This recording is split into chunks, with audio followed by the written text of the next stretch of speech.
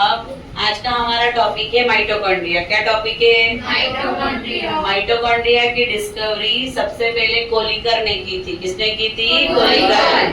Kolliker ने discovery की। फिर उसके बाद में दूसरे साइंटिस्ट है अल्टमान। कौन है? अल्टमान ने माइटोकॉन्ड्रिया के लिए सबसे पहले नाम दिया था बायोप्लास्ट। क्या नाम दिया था? बायोप्लास्ट। और फिर उसके बाद में कॉर्ल बेंडा आए थे। कॉर्ल बेंडा ने उसका नाम चेंज करके क्या वर्ड दिया? माइटोकॉन्ड्रिया। तो आप ये अल्टमान बायोप्लास्ट दिया और माइटोकॉन्ड्रिया वर्ड किसने दिया? तो क्या बताओगे? सी बेंडा ने। किसने दिया? सी बेंडा ने।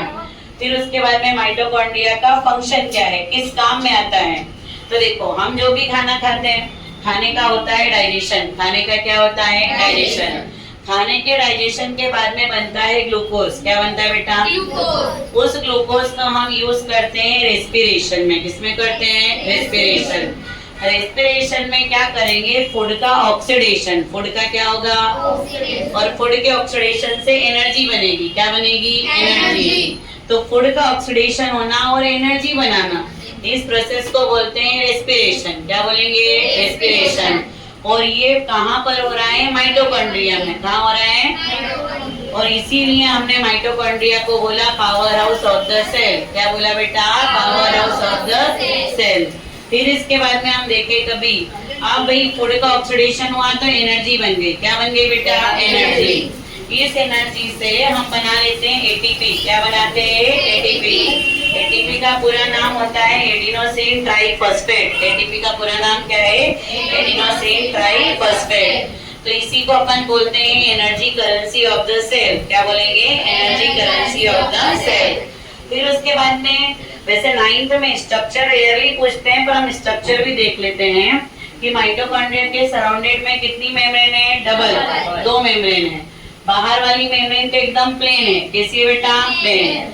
अंदर वाली मेम्ब्रेन में फोल्ड आ गए। क्या आ गए बेटा? फोल्ड। इनर मेम्ब्रेन देखो, ये फोल्ड हो गई है। क्या हो गई है बेटा? फोल्ड।